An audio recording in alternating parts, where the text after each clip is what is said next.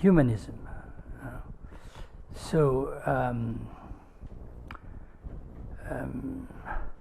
The moral aspect of the question of humanism, which you can associate with human rights, solidarity, compassion, etc. There are nuances which are not unimportant. So Althusser found himself trapped, in a sense, in this dispute because he was hit in the back by the accusation. We know only too well why you are against humanism. That's because you defend brutal policies, dictatorial regimes, inhuman concepts of politics, whereas the question which is on the order of the day are the human rights.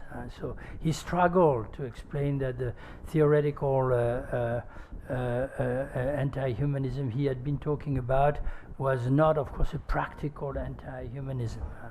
I remember a very funny moment when a Spanish friend, I had been invited to the Congreso Nacional de Filosofía de México in Monterrey, and the Marxists there, they were divided into two camps, analyticals and Marxists, but each camp was again divided into two opposite fractions. So the analytics invited two completely antithetic people, one an old man from the Vienna Circle, wonderfully, and a brutal cognitivist from Stanford, and the Marxists, of course, were divided into anti-humanists and humanists. So they invited Carlos Paris, who was a very interesting humanist Marxist, and at some point he said to me, "But you anti-humanists are very good people, after all."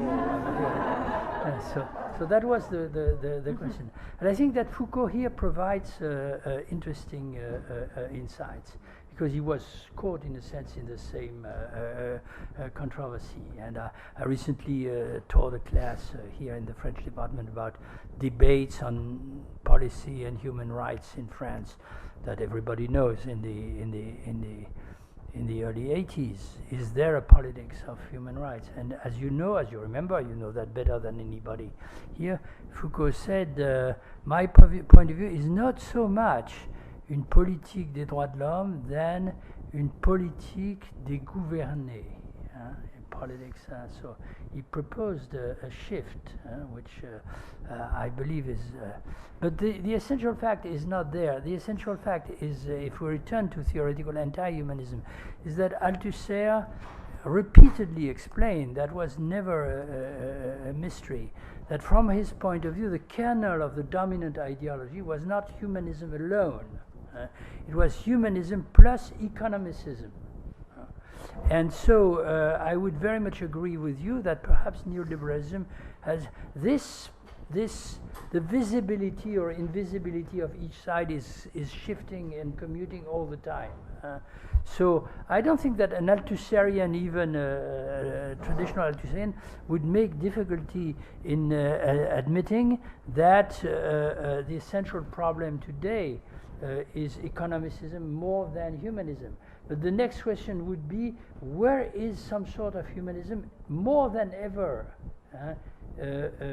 insisting or hiding or latent, even in the most economicist, utilitarian discourse. And Yahya Madra, a wonderful young colleague who is an economist and a psychoanalyst, but first of all an economist, who belongs, broadly speaking, to the Althusserian school from UMass that publishes Rethinking Marxism, has produced a very interesting book 2 years ago, I believe, whose title I don't remember completely, but it's something like The Return of Humanism into Contemporary Economic Theory. And it's a critique, of course, of the all market, the different, etc.